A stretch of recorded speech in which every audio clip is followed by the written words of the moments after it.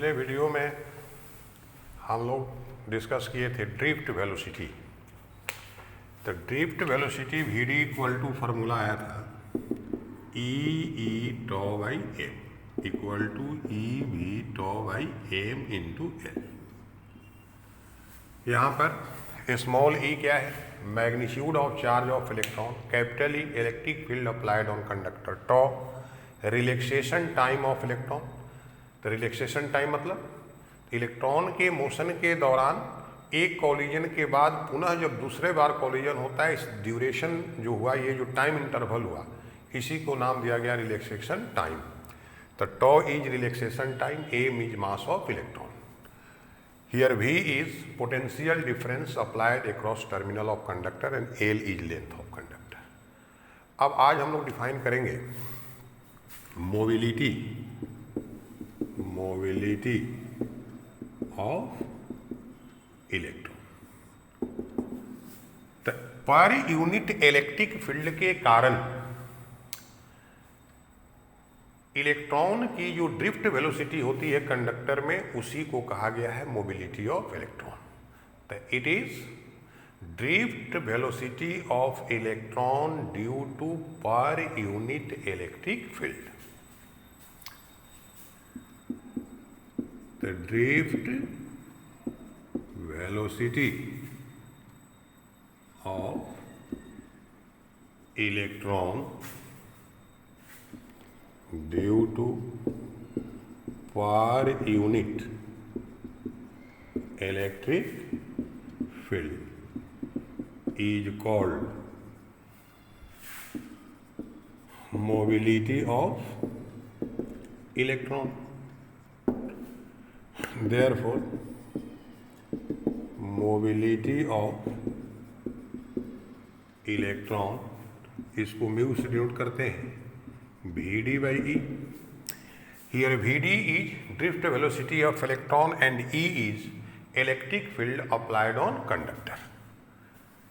So when we put the value of Vd, E tau by M into E cancel out हो गया, तो mu equal to E tau by M। ये mobility of electron का formula हो गया। अब यहाँ से अगर आप इसका यूनिट लिखना चाहते हैं तो ई क्या है? चार्ज है। चार्ज का कूलम सेकेंड kg। तो SI unit of mobility of electron क्या होगा? कूलम सेकेंड पर kg। डायमेंशन अगर लिखिएगा तो चार्ज का IT और T स्क्वायर है m बटा में, तो m to the power -1 I T square, ये डायमेंशन हो गया इसका। अब इसके बाद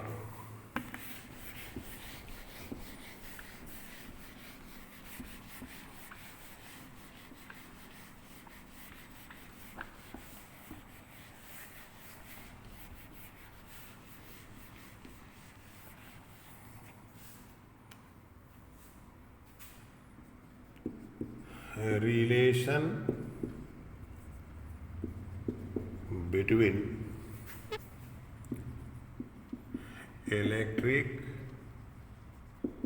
current density and drift velocity। थोड़ा ध्यान से देखिएगा। मान लो एक ये कंडक्टर है, इनफॉर्म है, लेंथ इसका L है, area of cross section A है। इसमें number of free electrons per unit volume जो है वो N है। इस पर पोटेंशियल डिफरेंस अप्लाई किया, जिसके चलते इलेक्ट्रिक फील्ड E सेटअप हो गया और ड्रिफ्ट वेलोसिटी इसमें इलेक्ट्रॉन का हो गया Vd। तो अगर ड्रिफ्ट वेलोसिटी Vd है तो एक सेकेंड में जितने भी फ्री इलेक्ट्रॉन्स हैं उनके द्वारा ट्रेवल जो डिस्टेंस है वो Vd के बराबर हो जाएगा। अगर कोई आपसे पूछे किसी बॉडी की वेलोसिटी 10 मीटर पर सेकेंड है, तो वह 1 सेकेंड में कितना डिस्टेंस ट्रेवल करेगी, तो 10 मीटर। तो if vd is drift velocity of electrons, then distance travelled by each electron in 1 second will be equal to vd। तो जितने भी इसमें इलेक्ट्रॉन्स फ्री हैं वो इतना दूरी तय कर लेंगे। ए एरिया ऑफ क्रॉस सेक्शन है, तो हर सेक्शन से ए इंटू vd वॉल्यूम में जितने इलेक्ट्रॉन है वो क्रॉस कर जाएंगे, और number of free electrons per unit volume अगर n है तो टोटल इतना इलेक्ट्रॉन 1 सेकेंड में हर सेक्शन से क्रॉस करते चले जाएंगे। और इतना जब इलेक्ट्रॉन क्रॉस करेंगे तो चार्ज कितना क्रॉस करेगा, तो स्मॉल ई से मल्टीप्लाई कर दिए, ये नंबर ऑफ इलेक्ट्रॉन्स हो गया जो 1 सेकेंड में हर सेक्शन से क्रॉस करेंगे। उस नंबर ऑफ इलेक्ट्रॉन्स में मैग्नीट्यूड ऑफ चार्ज इसे मल्टीप्लाई कर लिए। तो कंडक्टर के किसी सेक्शन से पर सेकेंड जब इतना चार्ज क्रॉस करेगा तो उससे flow electric current I equal to यही फॉर्मूला हो जाएगा, I इक्वल टू NA/VDE। बस यही एक लाइन समझना है। तो देखिए, let us consider a uniform conductor, the length of conductor is L,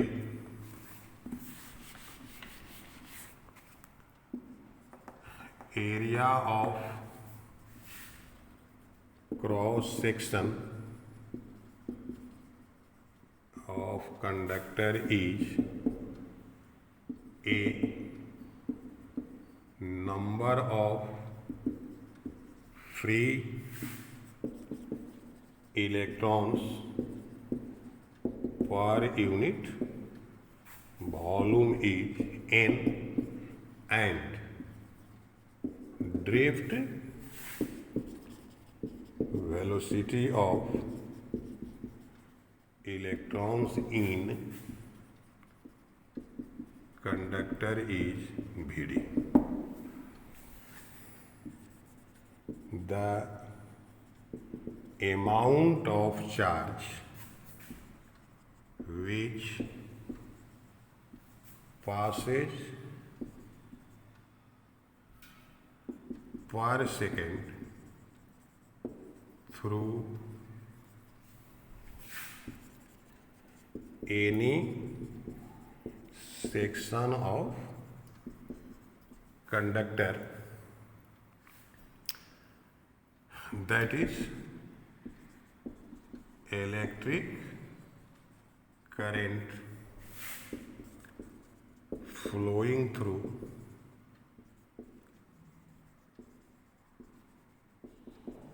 conductor I equal to NA/VD into E, जो वही आपको समझाए।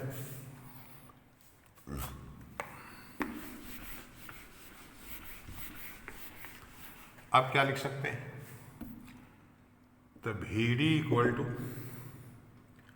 I/A NA, और हम लोग पढ़ चुके हैं I/A को कहते हैं करंट डेंसिटी, तो VD इक्वल टू J/A, यही रिलेशन हो गया, where J equal to I/A is electric current density.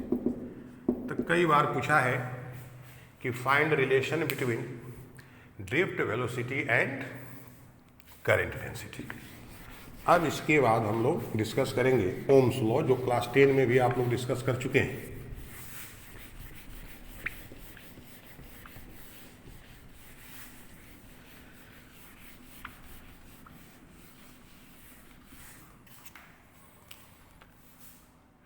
हम लोग अब चर्चा करेंगे ओम्स लॉ। देखो, अभी जो हम लोग रिलेशन निकाले हैं, I equal to NA/VDE, I equal to NAE, VD का हम लोग सूत्र जानते हैं E τ/m, I equal to N E square tau by M. अब देखो ए भी by L, electric field E की जगह पर भी बाई एल, तो I equal to N E square tau A बटा एम एल इंटू भी। यह जो टर्म है किसी एक कंडक्टर के लिए कांस्टेंट होगा। अगर मान लो यही हम लोग कंडक्टर ले लिए, इसके लिए इसका रिलेशन को रिलेट करें, तो एरिया ऑफ क्रॉस सेक्शन इसका फिक्स है, लेंथ इसका फिक्स है, इसमें जो भी इलेक्ट्रॉन है मास सबका फिक्स है, number of free electrons per unit volume n का वैल्यू फिक्स है, और रिलैक्सेशन टाइम टॉ का वैल्यू फिक्स है। तो ये जब कांस्टेंट है तो यहाँ से आई प्रोपोर्शनल टू क्या हो जाएगा भी, और यही तो ओम्स लॉ है, यही ओम का नियम है। तो इसी को ओम ने स्टेटमेंट दिया कि at constant temperature the amount of current flowing through conductor is directly proportional to potential difference applied across its terminals. अब इसी को किसी किसी किताब में उल्टा भी लिखा हुआ है कि the potential difference applied across terminals of conductor is directly proportional to electric current flowing through it. लेकिन हमारे समझ से जब हम लोग कोई लोहा का वायर ऐसे पड़ा हुआ है, जब तक उस पर पोटेंशियल डिफरेंस अप्लाई नहीं करते हैं, इलेक्ट्रॉन का एक डायरेक्शन में फ्लो नहीं होता, यानी करंट कंस्यूट नहीं होती है, तो इलेक्ट्रिक करंट का जो क्रिएशन है वो किसके कारण हो रहा है, ड्यू टू पोटेंशियल डिफरेंस। तो हम लोग इसी को स्टेटमेंट रूप में लिखेंगे,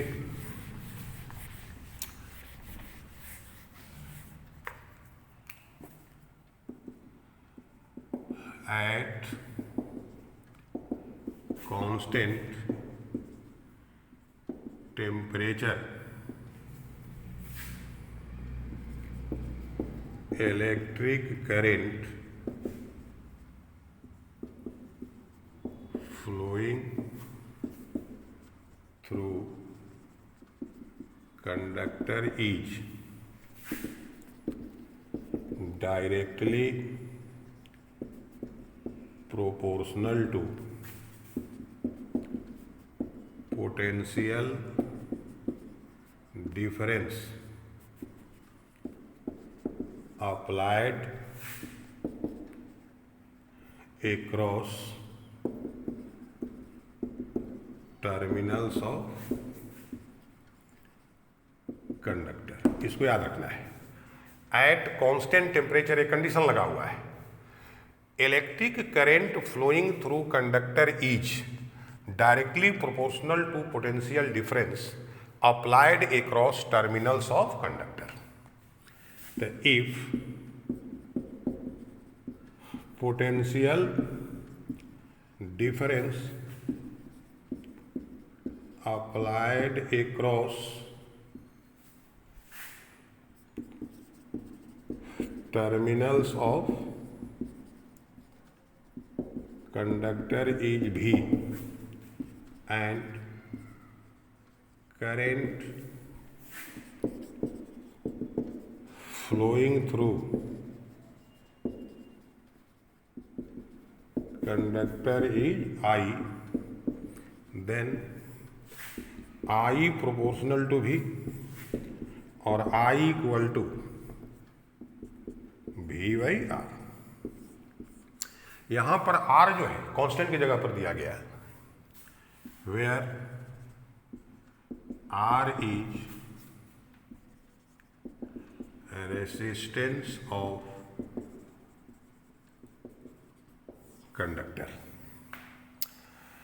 अब पूछा कोई रेसिस्टेंस क्या है, तो जैसे कंडक्टर में इलेक्ट्रॉन का फ्लो स्टार्ट होता है, उस कंडक्टर में जितने एटम्स प्रेजेंट हैं उनसे इन इलेक्ट्रॉन का कॉलिजन होता है, अर्थात इनके फ्लो में क्या होता है, ऑब्स्टेकिल, अवरोध डेवलप करता है।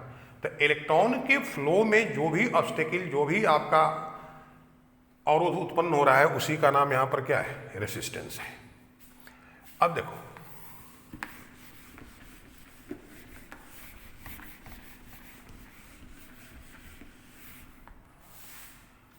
इसको लिख सकते हैं R इक्वल टू V/I। अब इस रेसिस्टेंस को आप डिफाइन कर सकते हैं। If I is equal to 1 ampere then R equal to V। The resistance of conductor is numerically equal to that potential difference applied across terminals of conductor due to which 1 ampere current starts to flow in conductor. Resistance of conductor is numerically equal to that potential difference due to which 1 ampere electric current starts to flow through conductor. Resistance of conductor is numerically equal to that potential difference due to which 1 ampere electric current starts to flow through conductor. अब इस resistance का हम लोग unit dimension लिखेंगे।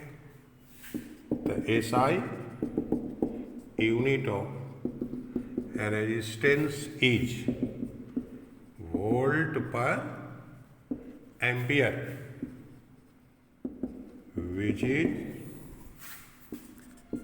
called ohm. ऐसे symbol में देते हैं। SI unit of resistance is volt per ampere which is called ohm. Its dimension is potential difference का आप जानते हैं ml स्क्वायर T-3 I-1।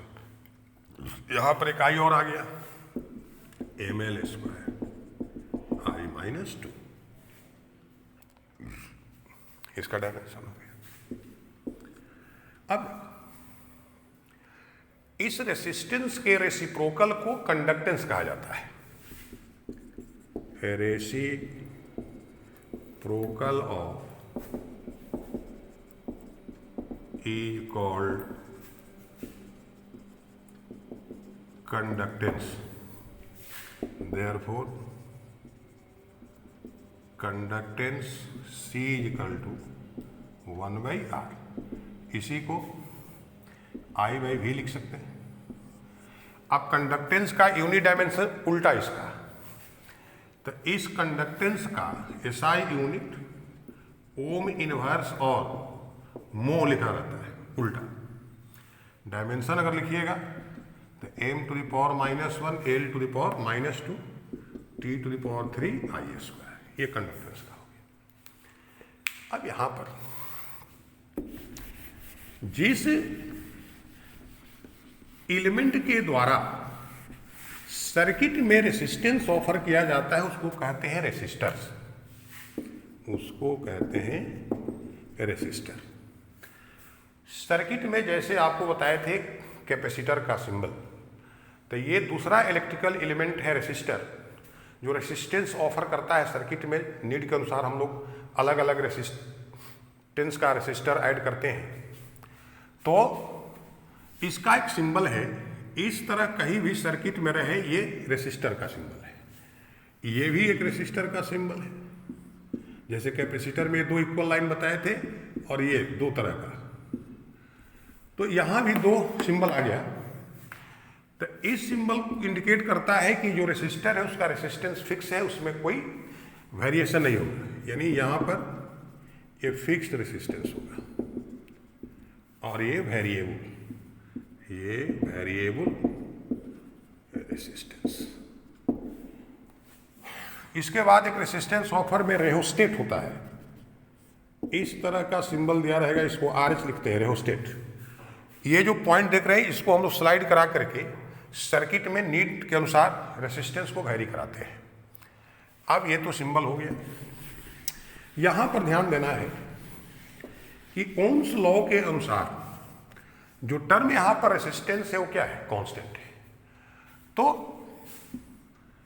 इस भी यानी पोटेंशियल डिफरेंस और आई के बीच अगर हम लोग ग्राफ प्लॉट करें तो ग्राफ स्ट्रेट लाइन होना चाहिए। जैसे जैसे पोटेंशियल डिफरेंस इंक्रीज करेगा आई भी इंक्रीज करेगा, तो ये ग्राफ स्ट्रेट लाइन होना चाहिए। लेकिन ये ग्राफ स्ट्रेट लाइन केवल मेटालिक कंडक्टर के लिए प्राप्त होता है। इसका मतलब क्या है कि ohm's law is only valid for metallic conductors. If ohm's law is used for ionic salt solution और semiconductor devices, then graph is found curve. That means ionic salt solution and semiconductor devices do not obey Ohm's law. तो ये limitations है Ohm's law का।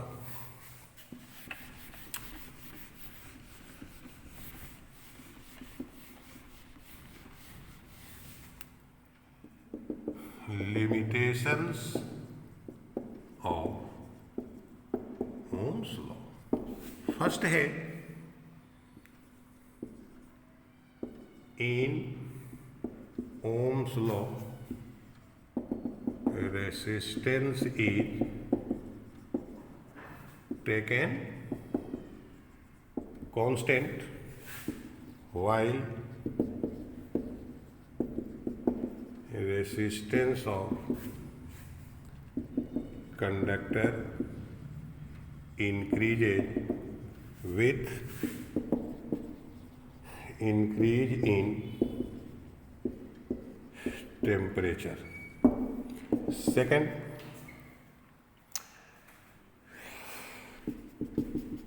according to Ohm's law, graph between V and I should be a straight line, but for ionic salt solution and for semiconductor devices, graph between V and I is to be curve. That means ionic salt solution and semiconductor devices do not obey Ohm's law. तो इस basis पर conductor को दो group में बांटा गया है, ohmic conductor and non ohmic conductor.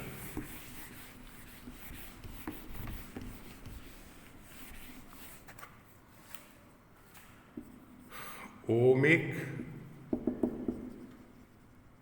Conductor, non ohmic conductor. तो क्लियर है, those conductors which obey Ohm's law are called ohmic conductors, and those conductors which do not obey Ohm's law are called non-ohmic conductor। तो ohmic conductor में metallic conductor जितने हैं वो ohmic हैं, और आयनिक salt solution semi conductor devices ये सब non ohmic conductor है। ओमिक कंडक्टर के लिए भी आई ग्राफ स्ट्रेट लाइन, और नॉन ओमिक कंडक्टर के लिए ग्राफ कर्व आएगा। तो इस प्रकार से ओम्स लॉ तक हम लोग डिस्कस कर चुके। अब नेक्स्ट वीडियो में इसके आगे की चर्चा हम लोग करेंगे। Thank you.